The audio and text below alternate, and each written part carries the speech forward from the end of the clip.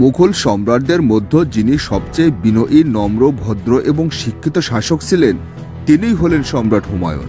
মাত্র 22 বছর বয়সে ক্ষমতার মসনদে বসার সৌভাগ্য হয়েছিল তার। তবে তিনি পরবর্তীতে ক্ষমতাচ্যুতও হয়েছিলেন। তিনি মুঘল সাম্রাজ্যের প্রতিষ্ঠাতা জহিরউদ্দিন মোহাম্মদ বাবরের পুত্র। ডিসকভারি বাংলায় এ পর্বে তুলে ধরছি মুঘল সাম্রাজ্যের প্রতিষ্ঠাতা জহিরউদ্দিন মোহাম্মদ বাবরের পুত্র হুমায়ুনের জীবন কাহিনী। মুঘল সম্রাট হুমায়ুনের জন্ম 1508 সালের 6 মার্চ কাবুল দুর্গে। তার পুরো নাম নাসিরউদ্দিন মোহাম্মদ হুমায়ুন। তিনি মুঘল সাম্রাজ্যের প্রতিষ্ঠাতা জহিরউদ্দিন মোহাম্মদ বাবরের পুত্র।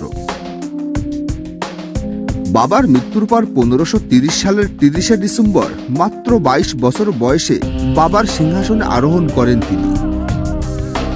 তার সাম্রাজ্যের বিস্তৃতি ছিল আমদরিয়া থেকে গঙ্গা নদী পর্যন্ত। মধ্য এশিয়ার বলক থেকে শুরু করে বর্তমান ভারতের উত্তর প্রদেশ পর্যন্ত তার সাম্রাজ্যের সীমানা ছিল। তিনি টানা 9 বছর শাসনের পর তিনি তার নিজের ভাইদের ষড়যন্ত্র এবং দুর্ভাগ্যের কারণে এই বিশাল সাম্রাজ্যের হাতছাড়া করে ফেলেন তিনি।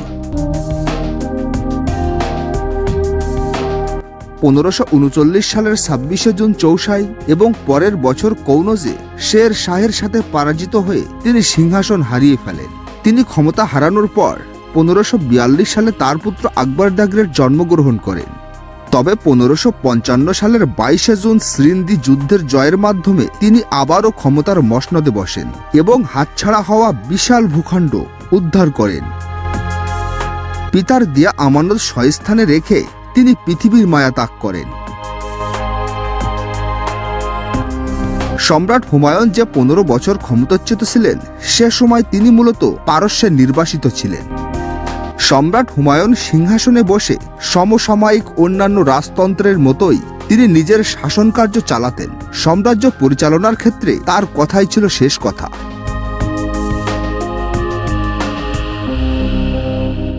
তবে নির্বাসিত হওয়ার পর পারস্য থেকে ফিরে তিনি নিজের ভাইদের ক্ষমা করে দিয়েছিলেন।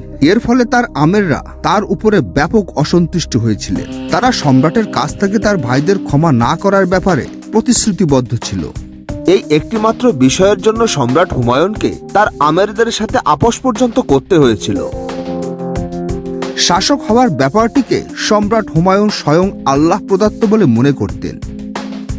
সম্রাট হুমায়ুন বিশ্বাস করতেন যে আল্লাহর মনোনীত ব্যক্তির মূল দায়িত্ব হল সাম্রাজ্যের নিরাপত্তা রক্ষা করা, জনগণের জানমাল রক্ষা করা, ন্যায় বিচার প্রতিষ্ঠা করা এবং জনগণের সুখ দুঃখের ভাগিদার হওয়া। সম্রাট হুমায়ুন ছিলেন একজন শক্তিশালী যোদ্ধা। পিতা বাবরের সাথে তিনি স্বয়ং উপস্থিত হয়ে বেশ কয়েকটি যুদ্ধে অংশগ্রহণ করেন। তিনি খানোয়ার এবং পানিপথের মতো গুরুত্বপূর্ণ ঐতিহাসিক যুদ্ধে অংশগ্রহণ করে সামরিক ব্যাপক অভিজ্ঞতা অর্জন করেন। এই দুইটি যুদ্ধে তার সাহসিকতা এবং বীরত্ব ছিল চোখে পড়ার মতো।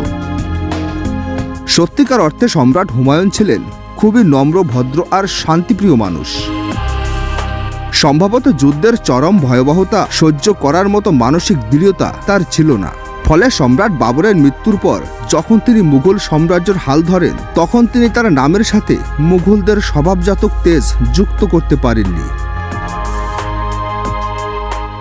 গুজরাটে বাহাদুর শাহের বিরুদ্ধে সাময়িক জয় পেয়েছিলেন বটে, কিন্তু বাহাদুর শাহের সাথে তার কোনো পূর্ণাঙ্গ যুদ্ধ হয়নি। আবার গুজরাট জয় করতে পারলেও নিজের দোষটা খুইয়ে বসেছিলেন তিনি, যা মুঘল সাম্রাজ্যের জন্য এক লজ্জাজনক দৃষ্টান্ত হয়ে দাঁড়িয়েছিল। আবার বাংলা অভিযানের সময় শুরুতে সফলতা পেলেও শেষ পর্যন্ত শের শাহের কাছে তিনি নাকানি চুবানি খেয়ে দিল্লি ছাড়া হয়েছিলেন। বারবার শেরশাহ সম্পর্কে সতর্ক করার পরও তিনি তার বিরুদ্ধে উপযুক্ত ব্যবস্থা নিতে ব্যর্থ হন, যার ফলে সাম্রাজ্য হারিয়ে 15 বছর পথে পথে ঘুরতে হয় তাকে। সম্রাট হুমায়ুনের প্রধান সমস্যা ছিল তিনি শত্রু ও মিত্রের পার্থক্য সহজেই বুঝতে পারতেন না। যুদ্ধক্ষেত্রে শত্রুর মনের ভেতরটা পড়তে জানতেন না। তাদের সামরিক শক্তি ও কৌশল ধরতে পারতেন না। আবার ধরতে পারলেও উপযুক্ত মূল্যায়নও করতেন না। যুদ্ধক্ষেত্রে মুহূর্তের মধ্যে সিদ্ধান্ত নেওয়ার ক্ষমতা তার ছিল না। আবার যুদ্ধক্ষেত্রের সংকটময় মুহূর্তে যদি কোনো সিদ্ধান্ত তিনি নিয়েও ফেলতেন তাহলে সেই সিদ্ধান্তই ছিল ভুল সিদ্ধান্ত। নানা প্রতিকূল সত্ত্বেও প্রশাসনিক সংস্কার ও আধুনিকায়নের জন্য শাসক হিসাবে সম্রাট হুমায়ুন খুবই দীর্ঘ সময় পেয়েছিলেন। তার প্রথম শাসনকাল ছিল প্রায় 10 বছর, কিন্তু এত লম্বা সময় পেয়েও তিনি প্রশাসনিক, অর্থনীতি এবং সামরিক ক্ষেত্রে কোনো উল্লেখযোগ্য সংস্কার আনতে পারেননি। ভূমি ব্যবস্থাপনা এবং কর নীতি সহ পুরো শাসন ব্যবস্থায় চলত পুরানো সুলতানি আমলের মতো।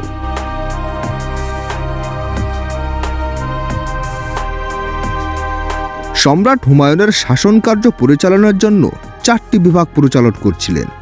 বিভাগগুলোকে আবার 4টি নামেও নামকরণ করেন তিনি। এগুলো হলো আতাশি, হাওয়াই, আবি এবং খাকি। প্রতিটি বিভাগের জন্য একজন করে মন্ত্রীও নিযুক্ত করেছিলেন তিনি। সম্রাট হুমায়ুন সপ্তাহে 7 দিন 7 শ্রেণীর লোকদের জন্য বরাদ্দ করে রাখতেন। নির্ধারিত দিনে নির্ধারিত শ্রেণীর লোক ছাড়া কারো সাথে তিনি দেখা করতেন না। যেমন সামরিক বাহিনীর লোকজনদের সাথে দেখা করার দিনে অন্য কোনো লোকজনদের সাথে তিনি দেখা করতেন না। আবার বেসামরিক লোকজনদের সাথে দেখা করার দিনে তিনি সামরিক বাহিনীর লোকজনদের সাথে দেখা করতেন না। মূলত তিনি সপ্তাহের 7 দিনে 7 শ্রেণীর লোকজনদের সাথে দেখা করতেন এবং তাদের সব কথাগুলো শুনতেন। শুধু তাই নয়, তিনি সপ্তাহের 7 দিনে 7 রঙের পোশাকও পরতেন। সম্রাট হুমায়ুনের দরবারে ন্যায় বিচার প্রত্যাশীরা যে কোনো দিন যে কোনো সময় আসতে পারতেন। সম্রাট ন্যায় বিচার প্রত্যাশীদের জন্য দরবারের পাশেই একটি বড় তবলা রাখার নির্দেশ দিয়েছিলেন। এই তবলাকে বলা হয় তবল-ই-আদিল বা ন্যায়ের তবলা। নিজের উপর অবিচার হচ্ছে মনে হলে যে কেউই এসে এই তবলা বাজাতে পারত। মানুষ হিসাবে সম্রাট হুমায়ুন খুবই বিনয়ী, নম্র, ভদ্র এবং খুবই আমোদপ্রিয় লোক ছিলেন। মুঘল সম্রাটদের মধ্যে সম্রাট হুমায়ুনই ছিলেন একজন বিনয়ী এবং শান্তিপ্রিয় শাসক।